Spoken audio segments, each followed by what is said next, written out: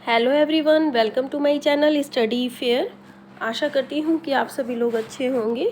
और आज की जो हमारी क्लास है वो है अशोक के अभिलेख पर। ठीक है, लास्ट क्लास में हमने मौर्य साम्राज्य के बारे में पढ़ा और चंद्रगुप्त मौर्य, उनके पुत्र बिंदुसार और बिंदुसार के पुत्र महान सम्राट अशोक के बारे में हमने पढ़ा था। ठीक है, अब हम आज अशोक के अभिलेखों के बारे में पढ़ेंगे और अशोक के जो अभिलेख हैं उनको 3 भागों में विभक्त किया गया है। ठीक है, तो पहला है आपका शिलालेख। शिला का मतलब ही क्या होता है? पत्थर। ठीक है, तो जो लेख पत्थर पर उकेरे गए या लिखे गए वही क्या कहलाए? शिलालेख। इसी तरीके से स्तंभ लेख। अब स्तंभ का अर्थ क्या होता है? खंबा या पिलर। ठीक है, तो खंबे के ऊपर या स्तंभ के ऊपर जो भी अशोका के लेख उकेरे गए या लिखे गए, ठीक है, उन्हें स्तंभ लेख कहा गया। और गुहा लेख, गुहा का मीनिंग क्या होता है? गुफा। ठीक है, तो गुफाओं के अंदर जो अशोका के लेख लिखे गए, जो उनके अभिलेख थे जो लिखे गए, उन्हें ही क्या कहा गया? गुहा लेख कहा गया। ठीक है, और किन किन जगहों से वो हमें प्राप्त हुए इसके बारे में हम पढ़ेंगे इस क्लास में। और उन्होंने, अशोका ने अपने कौन कौन से विचार दिए थे अपने अभिलेखों में, उनके बारे में हम बारी बारी से पढ़ेंगे। ठीक है, और ये मौर्यकालीन भारत का मैप है। ठीक है, सम्राट अशोक के समय पर पूरे भारत पर मौर्य साम्राज्य का शासन विस्तृत हो गया था। ठीक है, और जो अशोका है उनके 5 प्रांत बताए गए हैं। ठीक है, या 5 आप राजधानियां कह सकते हैं कि पूरे भारतवर्ष पर उन्होंने अपना जो इतना बड़ा शासन स्थापित किया था, तो उस शासन को स्थापित करे रखने के लिए, बनाए रखने के लिए उन्होंने अपनी अलग अलग राजधानियां बनाई। जैसे कि उन्होंने उत्तर की तरफ तक्षशिला, ठीक है, इसके बाद आपका उज्जैन, ठीक है, इधर आपका पाटलिपुत्र और स्वर्णगिरी, दक्षिण की तरफ स्वर्णगिरी हो गया, मध्य भारत में आपका उज्जैन हो गया, और इधर आपका मगध हो गया। ठीक है, और यहाँ पर आपका कलिंग हो गया। तो अशोक के ये 5 प्रांत, यानी अशोक का जो शासन है इन 5 प्रांतों में विभाजित था। ठीक है, और यहाँ पर जो अशोक के शिलालेख दिए गए हैं, तो देखिए अलग अलग जगहों से हमें मिले हैं। इसी तरीके से अशोक के स्तंभ लेख भी हमें 6 जगहों से मिले हैं। अशोक के जो आपका गुहा लेख है वो हमें बिहार से मिला है। तो अब बारी बारी से हम उनके बारे में पढ़ते हैं। जेम्स प्रिंसेप ने पहली बार 1837, ठीक है, 1837 में अशोक के अभिलेख को पढ़ने में सफलता प्राप्त की थी। इसके अलावा जो टी फेंथलर है, इनका पूरा नाम है पोड्रेट टी फेंथलर, ने अशोक का पहला अभिलेख इन्होंने ही खोजा था। और कब खोजा था? 1750 ईस्वी में। अशोक के शिलालेखों का उल्लेख 8 स्थानों पर मिलता है। ठीक है, और जो उनके स्तंभ लेख हैं, स्तंभ लेखों का उल्लेख 6 जगहों से या 6 स्थानों पर हमें मिलता है। वर्तमान भारत में अधिकांश हिस्से में अभिलेखों पर ब्राह्मी लिपि या प्राकृत भाषा, ब्राह्मी लिपि की भाषा कौन सी है? प्राकृत। तो प्राकृत भाषा में लिखे हुए हमें ज़्यादातर जितने भी हमें भारत के अंदर अभिलेख मिले हैं अशोका के, वो हमें प्राकृत भाषा में मिले हैं। इसी तरीके से जो पाकिस्तान से जो हमें शिलालेख मिले हैं उन पे हमें कौन सी भाषा मिली है? खरोष्ठी लिपि। ठीक है, और खरोष्ठी लिपि की भाषा कौन सी होती है? पाली भाषा। और जो कंधार शिलालेख है यानी वर्तमान अफगानिस्तान में है वो, ठीक है, तो वहाँ पर हमें द्विभाषी यानी दो भाषाओं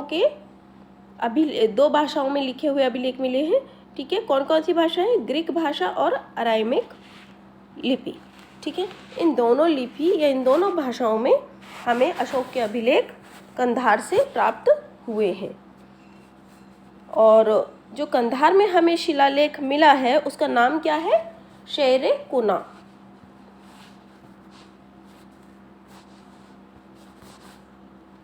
अब अशोक के महत्वपूर्ण अभिलेखों के बारे में हम पढ़ेंगे, ठीक है।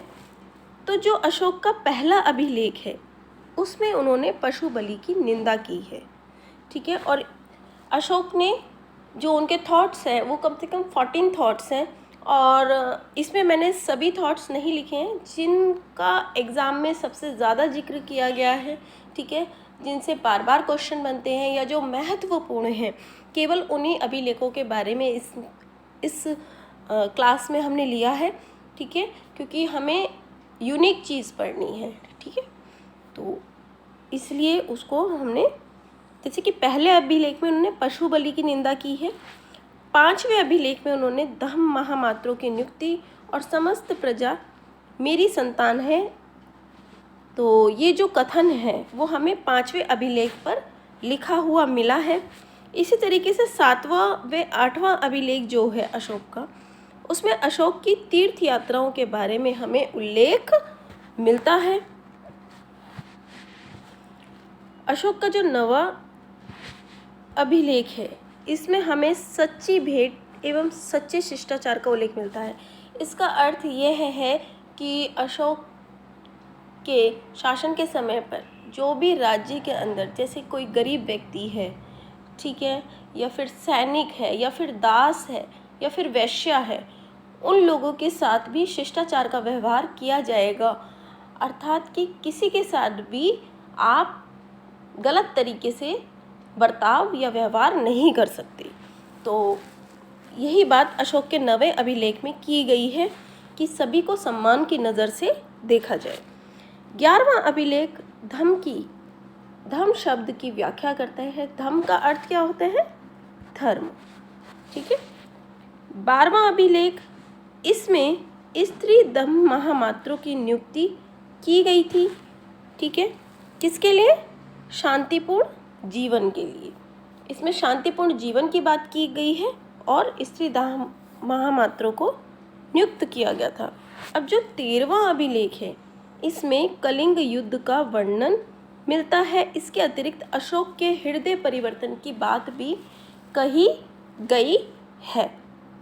तो ये जो 3 अभिलेख हैं, अब कलिंग यानी वर्तमान उड़ीसा की बात हो रही है। तो उड़ीसा में 2 जगह है, धौली और जौगढ़। इन दोनों जगहों से हमें अशोक के अभिलेख मिले हैं, बट उसमें हमें इन तीनों अभिलेखों का कहीं पर भी वर्णन नहीं मिलता, ठीक है। ये 3 अभिलेख वहाँ पे पाए गए शिलालेख या स्तंभ लेखों पर नहीं मिलते हैं, ठीक है।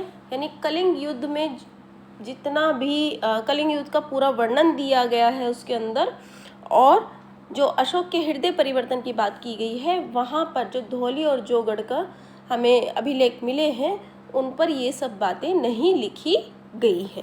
यानी इन तीनों अभिलेखों को वहाँ पर नहीं लिखा गया है। अब जो 13वां अभिलेख है वो एक महत्वपूर्ण चीज़ और बताता है हमें कि 5 पड़ोसी ग्रीक राजाओं का वर्णन भी इसमें मिलता है, ठीक है। पहला है एंटीयोकस द्वितीय, जो कि सीरिया के राजा थे। इसी तरीके से टॉलेमी द्वितीय मिस्र के थे। एंटीगोनस गोनाटस, ये कहाँ के थे? मैसेडोनिया के सम्राट थे।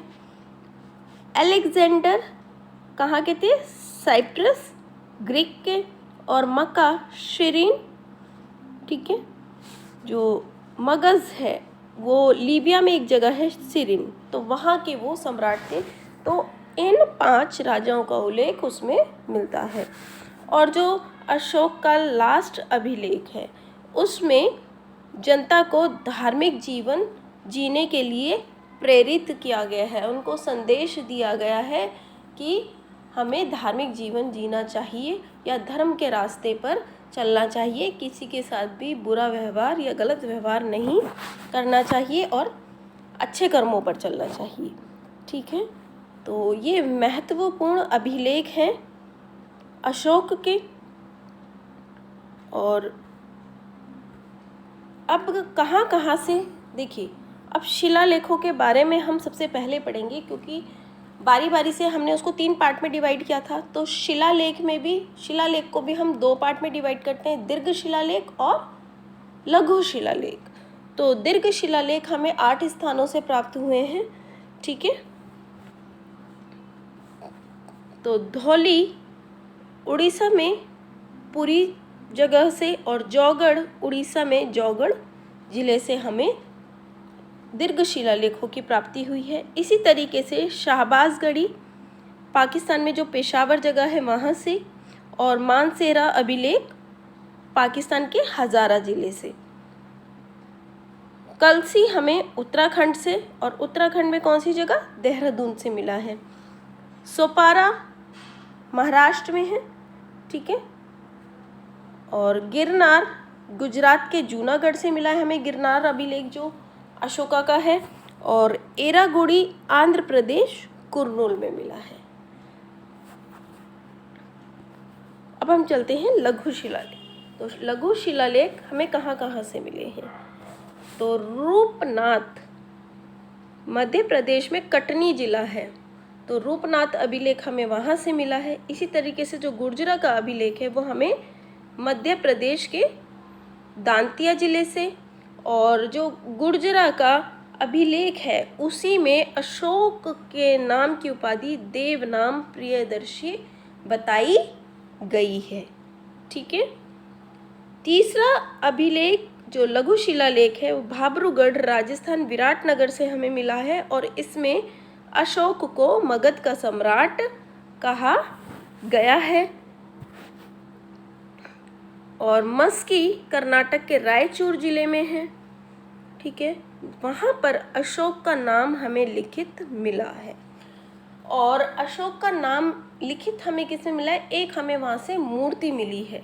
ठीक है, जो कि एक टूटी फूटी कंडीशन में है, या किसी राजा की मूर्ति वो बताई जाती है, और उसके नीचे ही क्या लिखा गया है, अशोक लिखा हुआ है। तो ऐसा माना जाता है कि वो जो अशोक के अभिलेख है या जो मूर्ति है मस्की से जो हमें मिली है, तो मस्की का जो अभिलेख है वहीं से हमें ये पता चलता है कि सम्राट अशोक उनका एक प्रॉपर नाम था राजा का। ठीक है, और सासाराम बिहार में है, और कहाँ पर है, शाहबाद जिले में। अब नेक्स्ट है हमारा स्तंभ लेख। स्तंभ लेख को भी हमने 2 भागों में विभाजित किया है, दीर्घ स्तंभ लेख और लघु स्तंभ लेख। तो दीर्घ स्तंभ लेख के बारे में हम पढ़ लेते हैं। तो दीर्घ स्तंभ लेख में टोपरा जगह कहाँ पर है, हरियाणा के अंबाला जिले में। और फिरोज शाह तुगलक द्वारा टोपरा से अशोक का अभिलेख दिल्ली लाया गया, जिस पर कितने लेख लिखे हुए हैं, 7 अभिलेख लिखे हुए हैं। इसी तरीके से मेरठ के उत्तर प्रदेश से भी स्तंभ लेख फिरोज तुगलक द्वारा ही दिल्ली लाया गया था। और तीसरा है हमारा लोरिया अरे राज्य लोरिया नंदगढ़, ये कहाँ पे है, बिहार के चंपारण जिले में। ठीक है, और नंदगढ़ का जो स्तंभ है उस पर ही मोर का चित्र बना हुआ है। रामपुरवा बेल बिहार से मिला है हमें। ठीक है, और अब कहाँ पर है, राष्ट्रपति भवन में यह स्थापित है। कौशाम्बी का जो अभिलेख है वो हमें इलाहाबाद उत्तर प्रदेश से मिला है। अब जो लघु स्तंभ लेख है, लघु का मतलब क्या होता है, छोटा, तो जो छोटे छोटे स्तंभ लेख हैं वो हमें कहाँ से मिले हैं, सांची मध्य प्रदेश, कौन से जिले में, रायसेन जिले से। सारनाथ का अभिलेख हमें उत्तर प्रदेश वाराणसी से मिला है। और भारत का जो राष्ट्रीय चिन्ह है 4 शेरों वाला, वो यहीं से लिया गया है। रुमेनदेई नेपाल लुम्बिनी से लिया गया है। अब रुमेनदेई या लुम्बिनी की यात्रा अशोका ने अपने शासनकाल के 20वें वर्ष में ये यात्रा की थी, ठीक है। और रुमेनदेई जो जगह है, इसे एक आर्थिक अभिलेख भी कहा गया है। क्यों कहा गया है? क्योंकि यहाँ पे एक बलि नामक एक कर था, ठीक है, जो 8 में से 1 भाग दिया जाता था। तो उस कर से अशोक ने लुम्बिनी गांव को मुक्त कर दिया था, यानी कर मुक्त कर दिया था लुम्बिनी को, ठीक है। और रुमेनदेई का जो अभिलेख है, अशोक के सभी अभिलेखों में सबसे छोटा अभिलेख इसे ही कहा जाता है। अब नेक्स्ट है निगली सागर स्तंभ लेख। ये भी हमें कहाँ से मिला है? नेपाल से ही मिला है। अब हम पढ़ेंगे गुहा लेख। गुहा लेख हमें केवल एक जगह से प्राप्त हुआ है और वो है बाराबर की पहाड़ियाँ, बिहार के गया जिले में। और बाराबर की गुफाओं की दीवारों पर ही अशोक के लेख ब्राह्मी लिपि व प्राकृत भाषा में लिखे हुए हैं। देखिए, उस समय पर जो प्राकृत भाषा थी वो ऑर्डिनरी यानी साधारण लोगों की आम भाषा हुआ करती थी। तो इसलिए अशोक के जो ज़्यादातर अभिलेख हैं जो भारत के अंदर मिले हैं वो प्राकृत भाषा में ही मिले हैं। और अशोक द्वारा आजीवक संप्रदाय के साधुओं के निवास के लिए बाराबर गुहा दान में दिए जाने का विवरण उस अभिलेख में हमें मिलता है, ठीक है। तो आई होप आपको समझ में आया होगा। और जहाँ पे भी जिस अभिलेख में महत्वपूर्ण बिंदु थे वो मैंने आपको इसमें बताए हैं अशोक से रिलेटेड। तो अब चलिए हम प्रश्नोत्तर की तरफ चलते हैं, जैसे कि हम हर क्लास में पढ़ते हैं। तो पहला प्रश्न है हमारा, निम्नलिखित में से किसने मौर्य काल में दास्ता के अभाव का उल्लेख किया है? विशाखदत्त, मेगास्थनीज, जस्टिन या प्लूटार्क? तो मौर्य काल में दास्ता का अभाव मिलता है, तो ऐसा किसने बताया था? मेगास्थनीज ने अपनी पुस्तक इंडिका में, ठीक है। उनकी पुस्तक का नाम क्या था? इंडिका। तो अपनी पुस्तक इंडिका में इस बात का उल्लेख उन्होंने किया है। इसके अलावा उन्होंने, अब देखिए, मेगास्थनीज ने, देखिए यही प्रश्न मैं अभी आपसे कहने वाली थी, और चलिए देखते हैं इसे कि मेगास्थनीज ने भारतीय समाज को कितने वर्गों में विभाजित किया? 4, 5, 6 या 7? तो मेगास्थनीज ने भारतीय समाज को 7 वर्गों में विभाजित किया है। मौर्य काल के दौरान शिक्षा का केंद्र था विक्रमशिला, नालंदा, तक्षशिला या उज्जैन?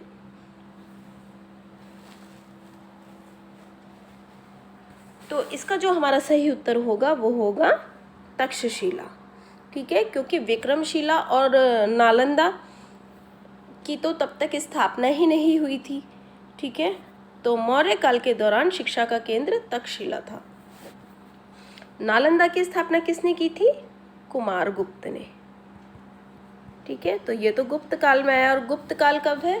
मौर्य काल के पश्चात आता है गुप्त काल, ठीक है। इसी तरीके से विक्रमशिला की स्थापना की थी धर्मपाल ने, ठीक है, पाल वंश के धर्मपाल ने की थी।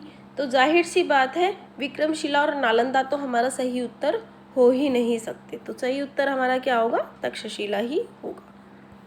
अब नेक्स्ट है, हजार स्तूप का निर्माण किसने करवाया था? चंद्रगुप्त मौर्य, अजातशत्रु, अशोका या कनिष्का?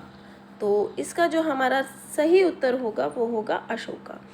तो अशोका ने कम से कम 84,000 स्तूपों का निर्माण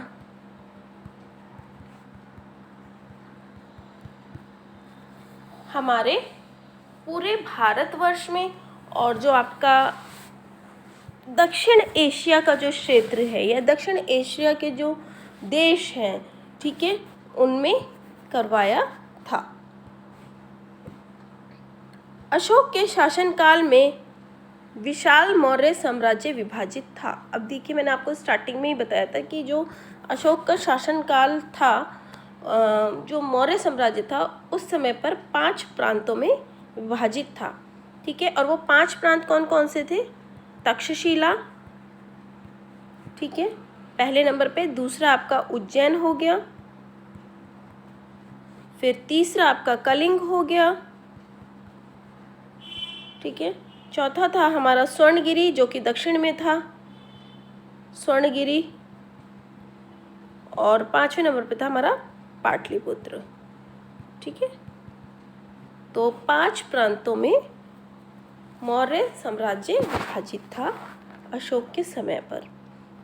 मौर्य साम्राज्य में प्रांत को किस रूप में जाना जाता था? अहरू, मंडल, चक्र या विषय, यानी प्रांत को क्या कहा जाता था? तो इसका जो सही उत्तर होगा वो होगा हमारा चक्र, ठीक है। क्योंकि अशोक के जो आप अभिलेख देखेंगे तो वहाँ पर ज़्यादातर हर जगह आपको एक चक्र देखने को मिलेगा, ठीक है। और वही चक्र हमारे राष्ट्रीय चिन्ह में भी है, ठीक है। तो इसलिए ये जो चक्र है ये अशोका के प्रांतों के बारे में बताता है, ठीक है। निम्नलिखित में से किसका नाम देवनाम प्रियदर्शी था?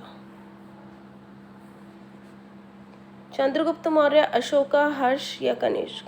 तो इसका जो सही उत्तर होगा अशोका होगा। और ये हमें कहाँ से मिला है, ठीक है?